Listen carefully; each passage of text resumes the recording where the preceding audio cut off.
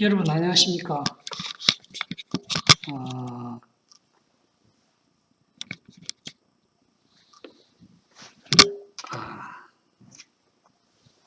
금융사무과 이성호 교수입니다. 지금 4주차가 조금 지났습니다. 그죠? 그래서 아마 이번 주 일요일까지 여러분이 동영상을 들어야 이렇게 출석이 인정이 되는데, 부득이 오늘 여러분에게 동영상을 올리게 되었습니다. 왜 그런가 하면은, 지금 이제 코로나 사태로 인해서, 물론 이제 다른 교수님들은, 뭐 이렇게 틈틈이 이렇게 동영상을 올리고 있습니다. 제가 좀 사실 부족해서 출장을 많이 다니고, 고등학교 입시 때문에 먼 곳을 왔다 갔다 하다 보니까, 이 동영상 올리는데 조금 부족했던 것 같습니다. 여러분에게 양해 말씀을 드리고요. 중요한 것은 제가 오늘 1학년 중에서 학교에 봉사활동 때문에 왔던 학생들, 2학년들을 이렇게 만나면서 한 말이 있습니다. 이런 여러분이 어쩌나 다 같이 우리 국민 모두 아니면은 전 세계 모든 사람들이 힘들어하는 시기입니다. 그죠? 혹시나 내가 코로나에 감염되지 않을까? 저는 참 걱정을 많이 합니다. 이렇게 다니면서 마스크를 하고 심지어 장거리 운전을 함에도 불구하고 휴게소에 들어가지 않습니다. 그래서 여러분들이 이런 동영상 수업보다는 건강관리에 조금 이렇게 신경을 써야 될 것으로 저는 판단합니다. 그래서 입시가 10월 13일까지 원서 접수 마감일이라서 어제도 제가 출장을 갔다 왔고 그제도 갔다 왔고 뭐 계속 다닙니다. 그러다 보니까 동영상 촬영할 시간이나 뭐 이렇게 준비할 게 조금 부족해서 여러분에게 죄송하다는 말씀을 드리고, 제가 늘 말씀드립니다만 이 동영상은 여러분이 출석을 때문에 이렇게 틀어놓고 시험은 실질적으로 제가 이 자료를 올려놓겠습니다. 그래서 이 자료를 가지고 여러분이 시험 준비를 하면 될 것 같고, 제가 동영상 수업 시간에 주관식으로 출제하겠다, 이거는 알아놔라 하는 이런 것은 체킹을 했다가 그것만 공부하면은 주관식이 아마 나올 겁니다. 그리고 이거는 뭐 그냥 이렇게 기억을 해놔라 하는 건 주관식이고, 알아놓아라 하는 거는 OX 문제나 이런 걸로 나오니까 여러분이 거기에 초점을 맞추면 될 것 같습니다. 다시 한번 죄송하다는 말씀드리고, 제가 어쨌든 빨리빨리 이렇게 동영상 올려서 여러분이 수강하는데 지장이 없도록 지금까지는 제가 불찰이 많습니다. 여러분 이해를 꼭 해주시기를 부탁을 드리면서 강의를 진행하도록 하겠습니다. 4주차 두 파트로 나누어서 수업을 하겠습니다. 첫째, 이제 금융감독 제도에 대해서 오늘 하겠습니다. 내가 늘 이야기하지만은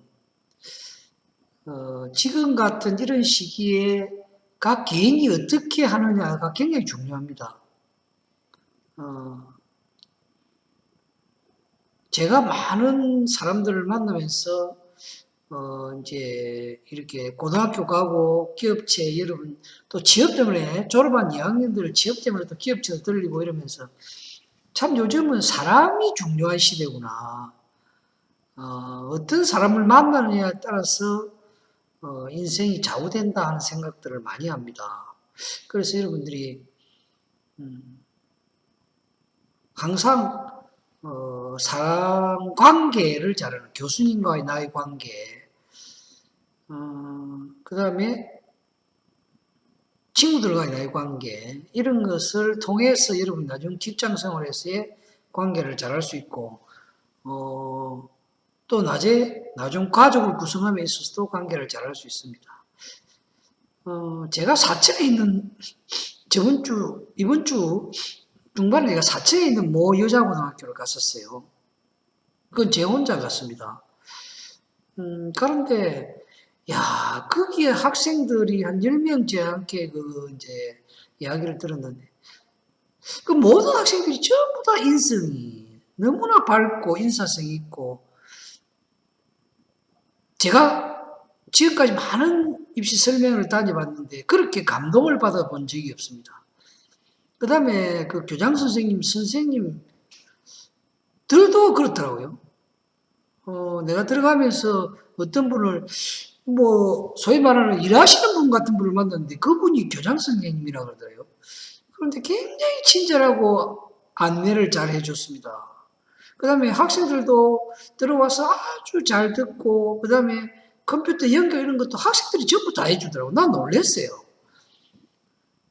거기서 지금 우리 과에, 10명 중에서 우리 과에 3명이 지원을 했습니다. 제 이야기를 듣고. 제가 그 학생들을 보면서, 야, 참, 나도 감동을 받았습니다. 그런데 만약에 그런 친구들이 이제 어디 가서 동료나 어떤 조직에서 이렇게 생활할 때 잘하지 않겠습니까? 제가 참 감동을 받았는데요. 내 수업을 듣는 우리 1학년 학생들도 타인에게 감동을 주는 사람이 돼야 됩니다. 그게 다른 거 없습니다. 상대방에게 배려하고 상대방에게 친절하면 감동을 줍니다. 배려와 친절입니다. 배려와 친절. 배려는 뭡니까? 상대방의 입장을 생각했어. 여러분과 저와는 어떤 것이 배려죠? 저는 여러분의 마음을 배려해야 됩니다. 학생들의 입장에서 이게 어떨까? 그래서 제가 조금 전에 이야기했죠. 굉장히 송구스럽다. 이렇게 급박하게 동영상을 여러분에게 올리기 때문에 굉장히 날짜도 얼마 안 남았는데 그런 마음이 듭니다. 여러분들도 조금 저를 이해해 주셨으면 좋겠습니다. 저는 창원대학에 있을 때는 이렇게 입시 설명회를 가본 적이 없어요. 여기 와서 입시 설명회를 다니면서 한편으로는 또 다른 마음이 들고 또 다른 한편으로는 조금 묘한 그런 마음이 듭니다. 그렇지만은 환경적으로 그러니까 제가 최선을 다해서 우리 과를 설명하고 창녕도 그제 창녕 갔다 왔고요. 어제 또 진해 갔다 왔고요. 그 전에 또 이렇게 일주일에 하여튼 거의 교수님들이 다 다닙니다. 그래서 저는 제가 조금 부족해서 이렇게 급박하게 올리는데요. 여러분 이해를 부탁드립니다. 중요한 것은 이런 어떤 지식이 아니고 지식은 하나의 수단에 불과합니다. 그죠? 그래서 여러분 그렇게 해주시면 좋겠다. 자, 금융감독제도. 금융감독이라는 게 뭐냐? 금융기관을 감독하는 제도입니다. 금융기관을 감독하는 제도. 금융기관을 감독하는 목적이 뭐냐? 우리나라 금융기관 제가 분류했죠. 은행, 제1금융권, 제2금융권. 제1금융권에는 뭐가 있습니까? 우리나라 중앙은행이 있고 시중은행이 있고 지방은행이 있고 특수은행이 있고 제2금융권에는 뭡니까? 제2금융권에는 은행이 아닌 다른 새마을금고, 신용협동조합, 그 다음에 보조기관으로서 금융감독위원회 이런 게 있다. 그죠? 리스, 보험회사 이런 게 제2금융권이죠. 이런 모든 금융기관을 감독하는 것을 우리가 금융감독제도다. 그럼 왜 감독을 하느냐? 이건 어디서 하느냐? 우리나라 중앙은행인 한국은행 산하에 있는 금융감독원이라고 있습니다. 금융감독원. 거기는 이제 소위 말하는 우리나라 엘리트들이 SKY 대학을 졸업한 사람이 대부분 들어갑니다. 거기에는 한국은행에서 근무하다가 금융감독원에도 가고 금융감독원에 근무하다가 한국은행으로 들어오고 이렇게 교류가 됩니다. 그 금융감독원을 통해서 모든 금융기관을 감독한다. 이게 금융감독 제도다. 그러면 그 목적이 뭐냐? 목적이 첫째는 여러분 기억을 하시기 바랍니다. 반드시 기억을 해주십니다. 금융감독의 목적. 첫째는 금융중개를 공정하게 한다. 금융중개를 공정하게 한다. 이건 무슨 말이겠습니까, 여러분? 자, 여러분이나 저하고 금융기관하고 누가 갑이고 누가 을입니까? 만약에 갑을 따진다면. 금융기관이 갑이죠. 왜 갑입니까? 교수님, 나는 내가 은행에 돈을 맡기기 때문에 내가 갑입니다. 참말의 말씀입니다. 지금 여러분 돈을 맡기는 거는 여러분 어떻습니까? 내가 필요해서 맡기는 겁니다. 그런데 지금 금리를 줍니까? 금리가 그 제로 금리입니다. 아마 앞으로는 마이너스 금리가 될 겁니다. 그 마이너스 금리는 뭐를 이야기합니까? 내가 돈을 맡기면 오히려 비용을 내가 줘야 된다. 지금 실질적으로 그런 곳이 있습니다. 그런 나라가 있습니다. 지금 우리나라 금리도 1%대입니다. 1%, 2% 예금금리가. 실제로 예금금리가 1%, 2%라는 말은 1%, 2%라는 말은 어떠냐 하면은 거의 금리가 없는 겁니다. 자, 여러분 1%로 한번 쳐볼까요? 1%. 네, 바로 알겠습니다. 1%. 자, 1억에 1%가 얼마입니까? 1억에 1% 이러면 얼마입니까? 100만 원입니다. 100만 원. 연 100만 원. 그럼 한 달에 이자가 얼마입니까? 여러분. 그렇죠. 그건 세금 떼고. 그래서 앞으로는 제로금리 시대가 온다. 그럼 갑이 누굽니까? 은행이다. 내가 맡기는 대출. 우리 돈을 빌리는 거, 그건 말할 것도 없다. 그죠? 여러분, 한번 은행 가서 돈 빌려보십시오. 은행이 어떻게 하는지. 이런 서류 가져오십시오. 저런 서류 가져오십시오. 온갖 서류를 다 가져오라. 정말로 어쩔 때는 안 입고 와서 내 돈 넘는 서러움을 거기서 느낄 수가 있습니다. 야, 돈이 많아야 되겠구나. 그래도 옛날에는 내가 돈이 많으면 은행에 가면은 갑이 됐습니다. 왜? 그때는 은행이 돈을 이자를 많이 주고 받아야 되는 입장이니까. 지금은 그것도 은행이 갑입니다. 내가 돈을 맡겨야 돼. 그럼 내가 현금을 보유하고 있어요. 대출은 당연히 은행이 갑입니다. 여러분 가서 신용대출 한번 받으려면 무슨 서류 가져오십시오. 뭐 신용이 어쩌니 저쩌니 많이 따집니다. 그렇기 때문에 금융중개를 공정하게 한다. 그 다음에 은행이 다른 기업이나 다른 금융기관에 돈을 이렇게 할 때 그 공정이라는 말이 뭡니까? 그래서 은행을 간접금융시장이라고 하죠. 은행이 중간에 역할을 한다는 거죠. 돈을 빌려주는데 은행은 중간 역할을 하는 겁니다. 은행이 저 돈이 아니죠. 우리 돈을 받아서 그거를 필요한 사람에게 빌려주는 거예요. 중개자죠. 그런데 그걸 공정하게 안 하고 있습니다. 왜? 저 마음대로 이자를 감독을 해야 마음대로 이자를 못 붙이죠. 대출 이자 높게 받아버리면 안 되겠죠. 그런 걸 다 감독기관에서 한다. 그 다음에 경영 건전성을 유지하여 금융 소비자의 재산을 보호한다. 자, 우리가 맡기는 돈을 은행이 그냥 가만히 있는 게 아닙니다. 어떻게 합니까? 다른 데 투자를 합니다. 주식에 투자하고 펀드에 투자하고 외국에 투자해서 그걸 불린단 말이에요. 그런데 그렇게 불려가지고 저 마음대로 손해볼 수도 있다. 그죠? 손해볼 수 있다. 우리가 뭡니까? 파생상품 우리가 예금을 하는 거죠. 우리나라 모 은행에서 이번에 나오더만요. 누구더라? 연예인 누구가 9억을 거기에 투자를 해가지고 다 날아갔다. 다 날아가서 그것 때문에 법정에 그 정언하러 가더라고요. 내가 누구라고 말은 안 하겠는데. 그러니까 은행이 우리들에게 돈을 받아서 그거를 파생상품에 투자를 해서 그 투자된 돈으로 우리에게 주는 소위 말하는 실적상품 그런 것을 마음대로 해가지고 만약에 마음대로 투자를 해서 고객의 손해를 보거나 이렇게 하면 안 되죠. 그런 걸 다 금융감독원에서 관리합니다. 1년에 또는 2년에 이렇게 나가서 그런 걸 다 조사를 해서 거기에 부당함이 있으면 시정 조치하고 만약에 은행 직원이 잘못이 있다 문책을 해서 은행을 그만두게 하고 그 다음에 은행원이 잘못해가지고 고객이 돈을 떼먹었다 물리고 또는 행사처벌을 받게 하고 모든 이런 것을 감독하는 것이 한국은행 밑에 있는 은행감독원, 금융감독원이라고.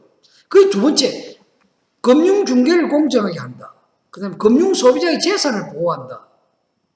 그 다음 마지막으로 금융거래를 활성화한다. 이제 이런 첫 번째, 두 번째가 잘 이루어지면 금융거래가 잘 되겠죠. 이제 목적이죠, 그거는. 금융거래를 활성화하는 것이다. 그래서 금융중개를 공정하게 하고 금융소비자의 재산을 보호함으로 인해서 금융거래를 활성화하는 것, 이것이 바로 금융감독제도의 목적이다. 그렇게 여러분이 기억을 꼭 해주시기 바랍니다. 그 다음에 두 번째, 체계입니다. 그럼 감독 체계는 어떠냐? 1998년 소위 말하는 우리 IMF 이전, 우리나라 금융제도가 변하기 이전인 1998년 이전에는 은행, 증권, 보험이 전부 다 개별적으로 은행감독원, 증권감독원, 보험감독원이라고 감독원이 별도로 있어요. 소위 말하는 감독기구가 별도로 다 있었어요. 근데 1997년 우리나라가 외환자유화 이후에 외국 은행들이 들어오고 우리나라 은행들이 구조조정을 하고 이렇게 통합이 되고 이름으로써 금융감독제도도 법률로 개정을 해가지고 금융감독위원회와 금융감독원이라는 이 두 기관을 출범시켜서 은행, 증권, 보험을 통틀어서 감독합니다. 통합적인 관리를 합니다. 그래서 지금은 금융감독위원회가 있고 금융감독원이 있는데 실제로 감독을 하는 곳은 금융감독원입니다. 그럼 금융감독위원회는 뭐 하는 것이냐? 거기는 정책적인 것을 다뤘습니다. 은행이나 증권이나 보험회사에서 어떤 정책적인 것이 필요할 때는 금융감독위원회에서 결정을 해준다. 정책적인 결정을 하는 것이 금융감독위원회다. 금융감독원은 뭐냐? 은행이나 증권이나 보험의 감독 업무를 실질적으로 수행하는 기관이다. 그렇게 보면 됩니다. 자, 1998년 법률 개정으로 인해서 통합관리를 한다 했습니다. 여러분이 알아두시기 바랍니다. 자, 우리나라 은행감독제도는 어떻느냐? 그래서 아까 제가 이야기했죠. 인수합병, 설립 이런 거는 정책적인 부분이다. 그죠? 은행의 설립이나 인수나 합병 이런 것은 정책적인 거잖아요. 그건 어디서? 금융감독위원회에서 허가를 내주거나 안 내주거나 한다. 그래서 우리가 보면 예를 들면 자, 지방은행은 250억 원이 있어야 은행을 설립한다. 이런 규정이 있어요. 그 다음 시중은행은 1000억. 그 다음에 외국은행 한국 지점은 30억 이상이면은 은행을 만들 수가 있다. 이 말입니다. 허가를 내준다. 은행 하겠습니다. 최소 자본입니다. 그런데 꼭 이 자본 250원이 있다 해서 그럼 여러분 250억 원이 있는 기업체가 있는 사람 많이 있고 삼성이나 우리 롯데 뭐 이런 게 250억 원만 있겠습니까? 그 개인이 몇 조를 가지고 있는데 그러면 삼성은 저축은행 만들면 되죠. 그런데 우리가 금산분리 정책이 있습니다. 금산분리법이 있어요. 금융과 산업은 분리하도록 되어 있다. 그러니까 산업을 운영하는 사람이 금융을 하면 안 된다. 금산분리에 의해서 그 은행은 운영하지 못합니다.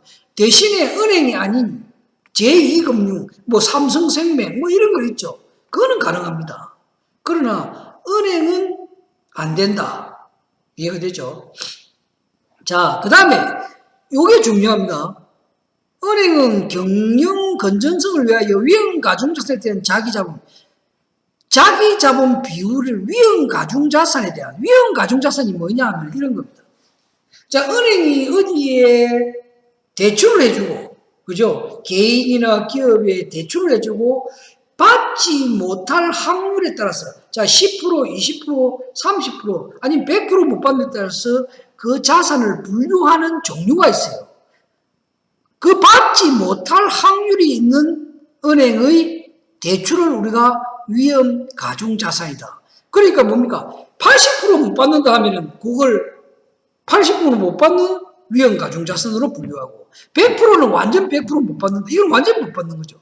그 다음에 30%, 20% 그걸 매월 각 은행 지점에서 은행 직원이 그걸 분류를 해요. 그 분리해서 본점으로 알려주면 본점에서 통합해서 자 K은행은 자기자본 비율이 1000억인데 거기에서 위험 가중자산이 얼마냐에 따라서 요 프로테지가 나오겠죠. 그게 은행의 건전성을 말합니다. 그게 기본이 8%입니다. 그래서 한국은행 금융감독원에서 자 은행들은 8% 이상의 건전성을 유지해라 하는 겁니다. 그 8% 밑으로 그러면 7.9% 뭐 7% 6% 이거는 굉장히 위험 가중 자산이 높다는 겁니다. 자기 자본 비율이 낮다는 거니까 위험 가중 자산이 훨씬 높다는 거니까 이 숫자가 작아질수록 위험 가중 자산이 커지는 겁니다. 그러다 보니까 어떻습니까? 8% 이하는 은행의 건전성이 굉장히 안 좋다. 그럼 8% 이상 9%, 10%, 13%는 건전성이 높다는 겁니다. 여러분 잘 기억하십시오. 내가 다음에 OX 문제 낼 겁니다. 자, 은행의 건전성은 8%를 기준으로 낮으면은 건전성이 안 좋다. 8% 이상이면은 건전성이 높다. 이렇게 이야기합니다. 그 경영 건전성이라는 것은 위험 가중자산에 대한 자기자본 비율을 이야기해요. 그래서 이 비율이 자기자본 비율이 8%부터 높다. 이 은행은 굉장히 그래서 지금 우리 읽은 것은 대부분 9% 10% 됩니다. 왜냐? 1997년 IMF 이후에 구조조정을 해서 그때 망한 은행들이 굉장히 몇 개가 됩니다. 몇 개가. 한 5, 6개 정도 은행이 망해서 없어졌습니다. 자, 8%입니다. 8%. 이건 은행을 기준으로 하는 건전성입니다. 제2금융권은 또 건전성이 다릅니다. 이거보다 좀 낮습니다. 여러분 이해됩니까? 위험 가중자산이라는 게 뭐라고 그랬습니까, 내가? 은행에서 돈을 개인이나 기업에게 빌려주고 받지 못할 확률을 따지는 것. 이게 바로 위험 가중자산입니다. 그래서 100% 못 받는다. 위험 가중률이 어떻게 됩니까? 100%. 그럼 80% 못 받을 확률이 있다.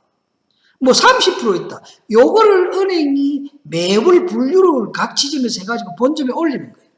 그거에 대해서 자기자본 비율이니까 자기자본 비율이 낮다는 것은 위험 가중자산이 높다는 거죠. 그래서 기본으로 8%를 유지해야 건전성이 유지된다 하고 하는 것이 금융감독원에서 지도하는 내용이다. 그래서 8%보다 숫자가 커지면은 은행의 경영 건전성은 높은 것이고 8% 아래면은 이 은행은 문제가 있다. 왜?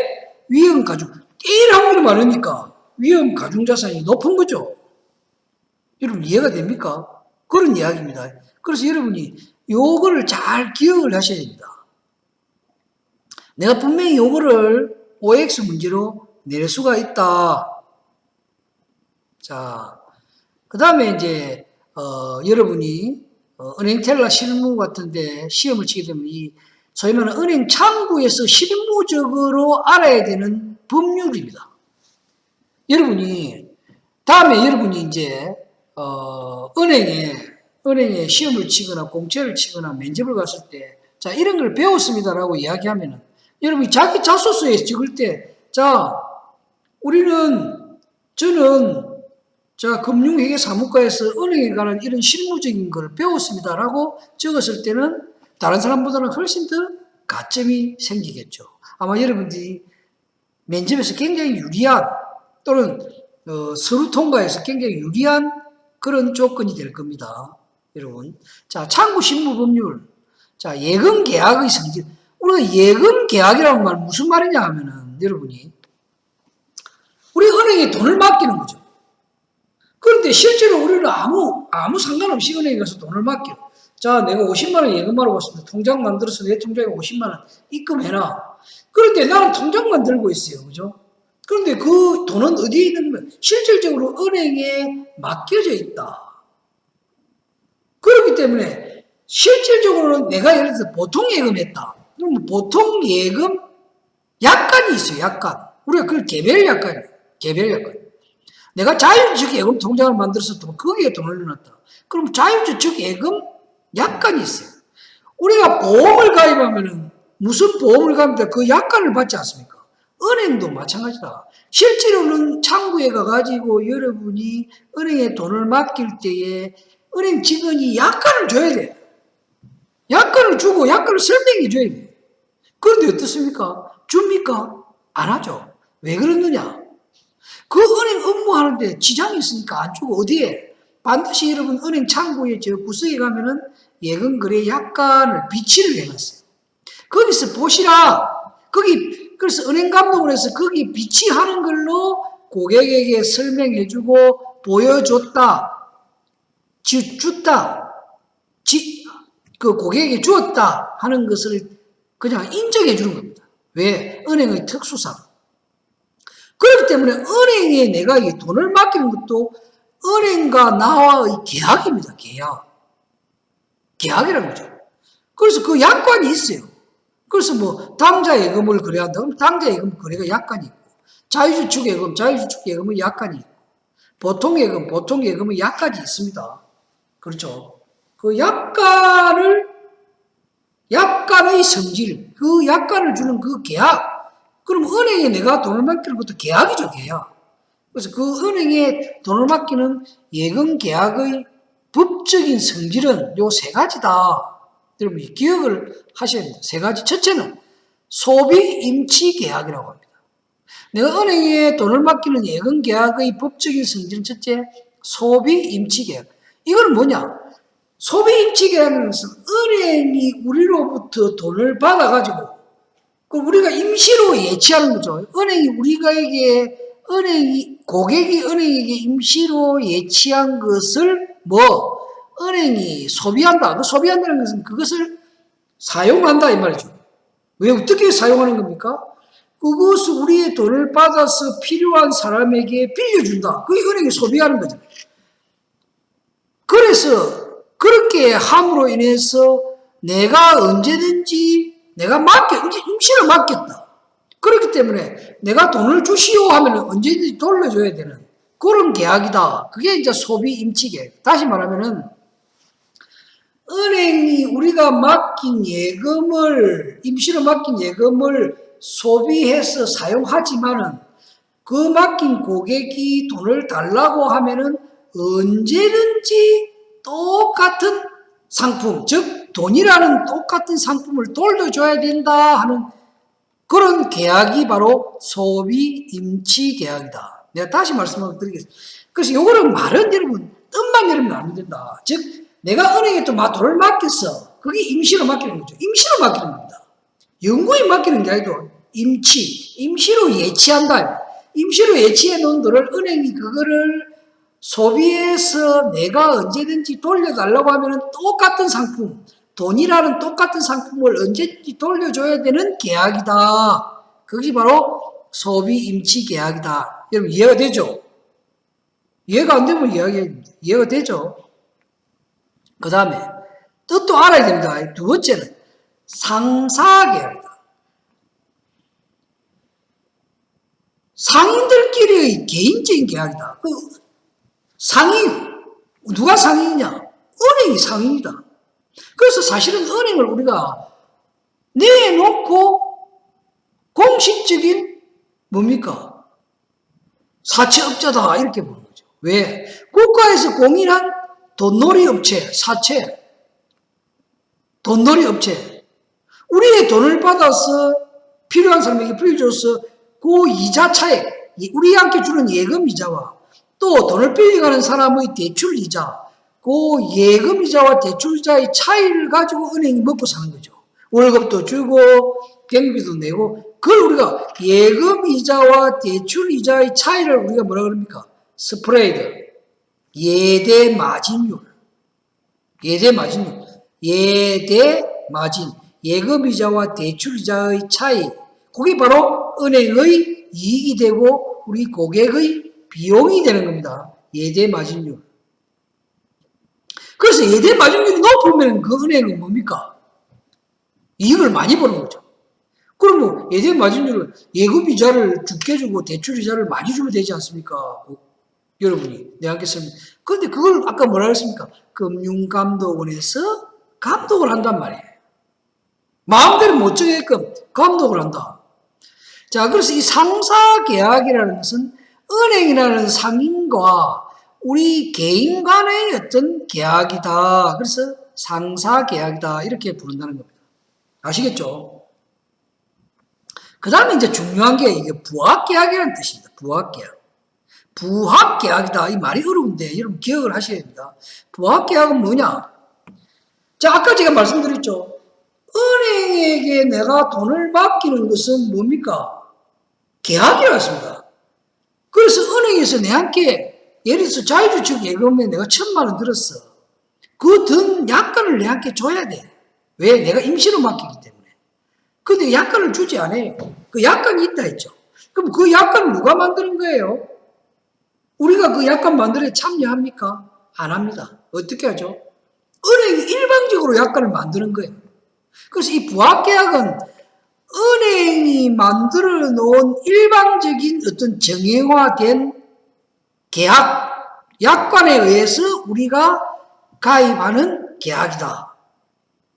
그게 부합계약. 그러니까 은행이 일방적으로 만들어 놓은 정형화된 어떤 약관에 의해서 맺어지는 계약이다. 그렇기 때문에 은행은 굉장히 공정하게 약관을 만들어야 되겠죠. 그래서 그런 약관을 누가 감독한다? 아까 이야기하는 금융감독원에서 자, 개인에게 불리하냐, 불리하지 않느냐 이런 걸 따져서 그 허가를 해준다는 거죠. 은행 저 마음대로 못 만든다는 거예요. 그래서 부합계약은 다시 한번 말씀드립니다.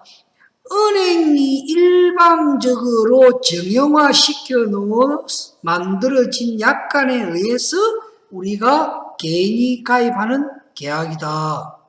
은행이 일방적으로 정형화해서 만들어 놓은 약관에 의해서 가입하는 계약이다 하는 것을 우리가 부합계약이라고 합니다. 그래서 은행은 이 약관을 만들 때에 나중에 약관의 해석 원칙이 나와요. 저와 함께 유리하도록 해석하면 안 돼. 이제 그게 왜? 저가 일방적으로 만들기 때문에. 그래서 이 부합계약이라는 뜻을 반드시 여러분 기억을 해야 됩니다. 다시 한번 말씀드립니다. 예금계약의 법적 성질은 세 가지다. 첫째는 소비 임치계약이다. 우리가 임시로 예치해 놓은 돈을 소비해서 우리가 그 돈을 돌려달라고 하면 언제든지 같은 상품인 돈으로 지급해줘야 된다. 그 다음에 상사계약이다 하는 것은 은행이라는 상인과 우리 개인 간에 맺어진 계약이다. 그 다음에 부합계약이라는 것은 은행이 일방적으로 정형화해서 만들어 놓은 약관에 의해서 우리는 가입하는 계약이다. 우리가 거기에 터치를 안 한다 이 말입니다. 아시겠죠? 전혀 터치 안 한다. 소비임치계약의 뜻과 부합계약의 뜻은 여러분이 반드시 기억을 해놔야 된다. 이렇게 여러분 말씀드립니다. 자, 그 다음에 예금의 종류에 대해서 하겠습니다. 예금의 종류에 대해서. 자, 예금의 종류는 여러분, 자, 우리가 입출금 예금이 있어요. 입출금식 예금, 입금과 출금을 자유롭게 할 수 있는 예금, 이걸 우리가 입출금 예금. 그 다음에 저축성 예금이 있어요. 저축성 예금은 우리가 돈을 한 번 입금을 하면은 기간이 지나야만이 우리가 찾을 수 있는 예금을 저축성 예금. 은행에는 크게, 여러분, 은행 업무는 은행이 뭐 하는 곳이냐면, 첫 번째는 예금을 하는 곳입니다. 두 번째는 대출을 해주는 것입니다. 세 번째는 외환과 관련된 외환 업무를 하는 것이다. 그 다음 네 번째는 부가 기타 공과금 수납이라든가 우리가 뭐 예금 뭐를 맡겨놓으면 좀 보관해주는 여러 가지 업무들 기타 업무가 있어요. 그래서 은행의 업무는 크게는 사실은 가장 중요한 업무는 두 가지예요. 하나는 예금 업무, 또 하나는 대출 업무예요.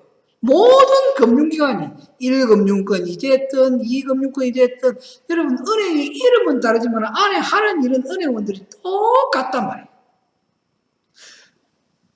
지방은행을 가나 시중은행을 가나 제2금융권을 가나 여러분이 금융기관에 가서 참고해서 하는 일, 안에서 하는 일은 똑같단 말이에요.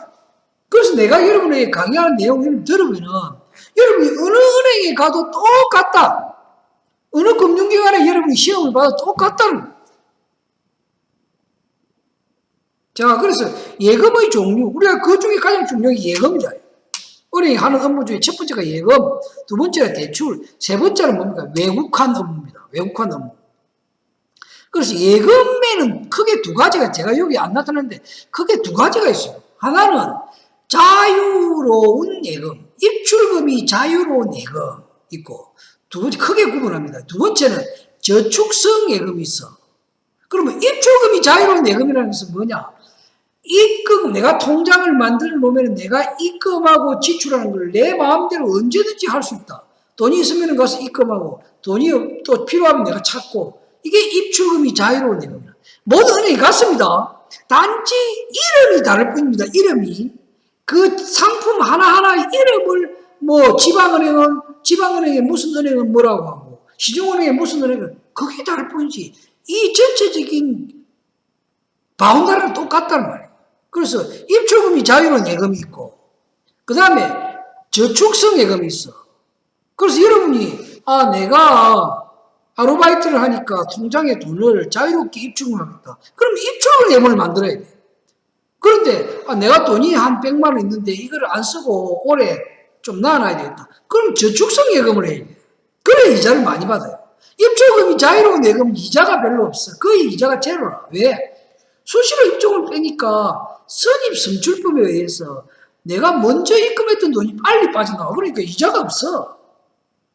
실제로 이자가 있다고 그 표시가 되어 있지만 그 이자가 없어. 몇백 원밖에 없습니다. 몇백 원. 그래서 자, 입출금이 자유로운 예금은 뭐가 있느냐? 자, 보통예금, 저축예금, 자유저축예금, 당자예금 이런 게 있습니다. 네, 다시 이야기합니다. 입출금이 자유로운 예금은 보통, 자유저축, 가장 간단한 게 보통예금과 자유저축예금, 저축예금, 당자예금 요 네 가지가 있어요. 네 가지가 있단 말이에요. 그런데 이 네 가지가 은행마다 똑같아. 단지 이름이 달라. 자, 뭐 K은행은 보통예금을 무슨 통장이라고 통장 이름을 붙여놓는 거예요. 무슨 통장이라고 하고, 그 다음에 기업은행은 뭐라고 하고 이름이 달라. 자유저축예금도. 그래서 여러분들이 은행에 가서 통장을 만들 때 입출금이 자유로운 예금 만들어 주세요 하면은 대부분 은행 직원들이 보통예금 통장을 만들어줘요. 그러면 보통예금은 여러분 이자가 거의 제로입니다. 그 중에서도 입출금이 자유로운 예금 중에서도 이자를 좀 많이 받으려면 자유저축예금 통장을 만들어야 돼요. 자유저축예금 통장. 알겠습니까?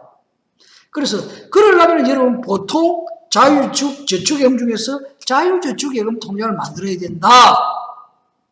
그리고 당자예금은 여러분 개인이 만들 수가 없어요. 반드시 사업자 등록증을 가진 개인이 만들 수가 있어요. 그게 당자예금이라. 여러분 기억하시고요. 그 다음에 저축성 예금은 뭐냐? 아까 내가 얘기했죠. 내가 돈을 맡겨서 일정 기간이 지나야 돈을 받는 거. 바로 뭡니까? 정기예금, 정기적금. 그 다음에 뭡니까? CD, RP. CD는 뭡니까? 양도성 예금 증서. RP, 환매조건부 채권. 정기예금, 정기적금. 이런 것은 기간이 한 달, 6개월, 90일, 100일 이렇게 지 마음대로 정할 수 있어요. 그 기간이 정해야만이 만기 이자를 받을 수 있어요. 물론 중간에 내가 싫어서 중도 해지하겠습니다 하면 해지할 수 있습니다. 대신에 이자가 없지만 그러면 저축성 예금을 하는 이유가 뭐냐? 바로 이자를 좀 더 받기 위해서 하는 거잖아요. 안 그러면 자유저축예금 통장 보통이나 저축이나 자유저축 통장에 넣어놓으면 되는데 거기는 이자가 적으니까 정기예금, 정기적금 아까 이야기하는 CD, RP 이런 거는 그래도 요 자유로운 저축예금보다는 훨씬 더 이자가 높아. 그러니까 그렇게 맡겨놓는 거. 그런데 그걸 중도 해지한다. 그럼 이자가 한 개도 없어요. 내가 다시 이야기합니다.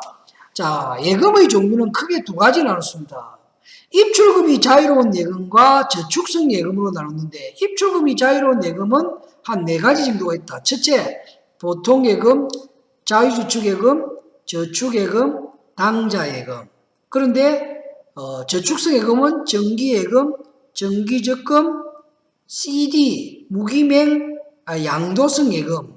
그 다음에 RP라고 환매조건부 채권. 요 네 가지 정도가 구분이 된다. 금방 내가 이야기했죠. 여러분, 반드시 여러분이 은행에 가면은 이런 걸 알고 가면은 은행운이 아무것도 아니에요. 여러분이 이런 공부를 하고 은행에 가보면은 은행운이 뭐 하고 있네. 여러분 다 아는 거잖아요. 그죠? 은행운이 뭐 하고 있다 하는 걸 전부 다 알 수 있단 말이에요. 보통 예금, 저축예금. 자, 내 당좌 예금 하러 왔습니다 하면 여러분 개인이 가입할 수 있습니까? 안 되죠. 뭐 사업자 등록증을 가진 사람이 당좌 예금 가입해. 자, 정기예금. 그럼 정기예금은 뭐냐? 정기예금은 목돈을 일정 기간 놔두는 것을 우리가 정기예금이다. 그럼 정기적금은 뭐냐? 매달 내가 얼마씩 모아서 목돈을 모으는 것을 적금 든다 이러죠. 적금 든다. 한 달에 50만 원씩 적금 들면 1년이면 뭡니까? 600만 원에 이자에서 600 몇십만 원 받겠죠. 600 몇십만 원도 안 돼. 요즘 600만 원 뭐 한 몇만 원 되겠네. 이자가 없으니까. 정기 적금이다. 그러니까 여러분이 모든 은행의 창구에 가가지고 여러분이 딱 보면 은행 직원들이 요 업무 한단 말이에요. 요 업무. 창구에서 다른 거 안 합니다. 고객이 가져오는 돈 찾아가 보내주고 돈과 뭐 입금하고 지급하고 우리 여기에 창구 사무 그 창구 텔러 만들어 놨잖아요. 그게 여러분이 하는 일이 은행이 똑같은 일 그런 일을 한다. 자, 두 번째. 자, 예금의 종류는 여러분 했습니다. 두 번째 이제 예금 계약의 성립. 예금 계약의 성립에 대해서. 그러면 예금 계약에 우리가 돈을 은행에 맡겼어. 그죠? 우리가 은행에 돈을 맡겨. 돈을 맡기는데 아까 우리가 계약이라 했죠. 계약. 그럼 계약이 언제 성립하냐에 따라서 예를 들어서 내가 은행에 돈을 가서 5천만 원을 은행에 맡겼는데 보통 우리 창구 가면 은행에 돈을 5천만 원 나누고 거기서 세는 걸 보고 있습니까? 아닙니다. 저 창구에 앉아 있거나 아니면 뭐 촌의 할머니들은 나는 시장에 갔다 올게 아가야 통장 만들어 놔라 하거든요. 그런데 돈이 얼마라고 말도 안 하고 할머니가 주고 가서 맡겨놨는데 나중에 와보니까 돈이 안 맞단 말이에요. 그럼 그 책임, 계약이 언제 성립되냐에 따라서 은행 직원이 책임져요. 여러분 은행이 책임지는 건 하나도 없습니다. 은행이 책임지는 게 아니고 그 담당자가 책임집니다. 은행이 책임진다는 말은 그 담당자가 책임진다는 겁니다. 그래서 은행 직원은 여러분 월급을 많이 주는 이유가 은행이 절대 책임 안 져. 그 일을 처리한 사람이 책임을 진단 말이에요. 자, 그래서 안 맞다 하면 누가? 그 직원이 책임을 져야 돼요. 제가 전에 여러분에게 한 적이 있습니다. 제가 어디 뭐 지점에 근무하는데 1,000만 원이 없어졌다. 1,000만 원. 그럼 1,000만 원이 없어졌어. 돈이 모자라. 그럼 누가 물어야 되느냐? 그 직원이 물어야 돼. 은행이 물어야 되는 게 아니에요. 그 직원이 1,000만 원을 개인적으로 물어야 되는 거예요. 요즘은 그런 일이 없겠죠. 왜? 옛날에 내가 은행 다닐 때는 수기로 했다. 수기로 이렇게 주산으로 하고 하니까 뭐 꼬일 수가 있는데 지금은 전산으로 하니까 은행 업무가 너무너무 편합니다. 너무너무 쉬워 편해. 그냥 할 일이 없어. 근데 월급은 많이 줘. 너무나 깨끗하고 좋은 직업이죠. 은행 직업. 예? 그리고 본점 같은 데 근무하면요. 또 그런 돈 수납도 안 해요. 그건 회사하고 똑같은데 뭐 회사보다 업무도 간단해. 정시에 퇴근, 정시에 출근. 내가 본점 종합기획부에 근무를 해봤는데 이거는 천국이에요. 천국. 야 너무너무 좋더라고. 제가 그 K은행 석촌동 가면 또 17층짜리 건물 있죠. 거기 12층 종합기획부에 근무를 했어. 저는 토요일, 일요일도 근무를 해서 나갔어요. 너무 좋아가지고. 혼자 가가 있으면 너무 좋아. 근데 지금은 어떻겠습니까? 지금은 더 좋죠.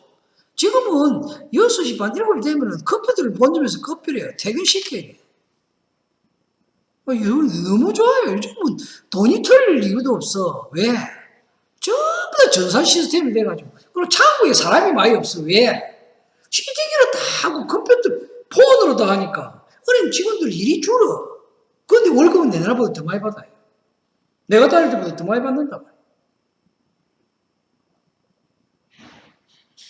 그런데 어쨌든 예금 계약이 성립하려면 언제 성립하냐에 따라서 그 책임 여부가 달라진다 이 말이죠. 자, 그래서 한번 볼까요? 자, 우리 현금으로 돈을 입금할 때 현금 입금. 자, 현금에 은행 창구에서 입금할 때는 은행원이 돈을 받아서 확인할 때, 자, 내 돈 100만 원이다. 은행 직원이 돈 받아갖고 따르륵 손으로 세거나 지폐 개수기로 씌어서 기계로 씌어가지고 돈이 맞습니다. 라고 확인한 때가 창구 입금의 계약이 성립한 때입니다. 여러분 잘 이 OX 문제 내가 내겠습니다. 창구 입금은 은행원이 돈을 받아서 받았을 때가 아닙니다. 확인한 때, 그 다음에 점에, 이건 뭐냐, 은행들은 잘 안 해. 점에라는 것은, 새마을금고 뭐 이런데 은행 직원이 돈 받으러 다녀. 수금하러 다녀. 돌아다녀. 그럴 때는 어떻게, 수금 직원이 은행에 들어와가지고 창구 직원이 위에처럼 확인한 때입니다. 예를 들면 이런 거. 내가 밖에 나가서 가게가 돈을 받았어. 쫙 받으니까 한 1억 됐어.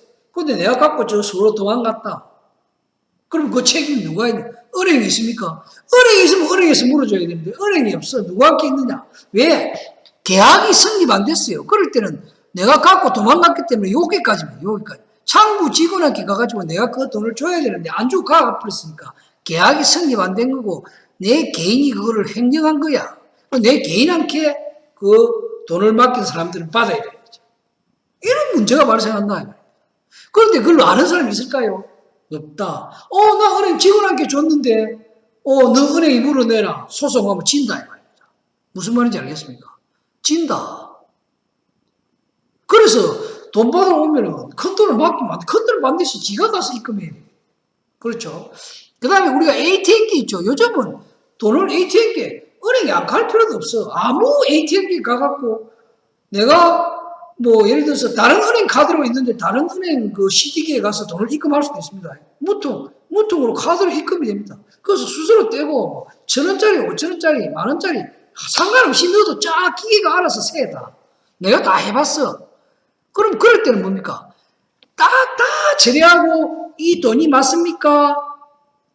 탑 버튼을 최종 버튼을 눌렀을 때 그때의 계약이 생깁니다. 중간에 예를 들어서 기계가 고장나갖고 그 절차 가기 전에 돈이 안에 들어가 붙다. 그거는 은행 직원이 은행의 책임질이 아니고 뭔가 그 ATM기를 운영하는 사람하고 나와의 문제가 되는 거죠. 그런데 최종 버튼을 누르세요. 맞습니까? 탁 누르는데 누르는 이후에 돈이 입금이 안 됐거나 뭐 하면 그건 누가 책임? 그 은행이 책임을 진다. 아시겠죠? 여러분. 요거는 현금을 입금할 때 이런 현상이 있다. 그래서 여러분들이 이걸 잘 기억을 해놔야 된다. 현금을 입금할 때 이런 일이 있다. 기억을 해 두시기 바랍니다. 자, 여러분, 내가 1강 수업 시간에 이렇게 했는데, 자, 금융감독의 목적 여러분 3가지 반드시 기억을 해야 됩니다. 그 다음 우리나라는 언제부터 금융기관을 통합적으로 운영했다. 그래서 2 감독기관은 요거다. 자, 그 다음에 우리나라 은행의 경영 건전성, 위험 가중자산이라는 게 뭐다? 자, 자기자금 비율이 8%다.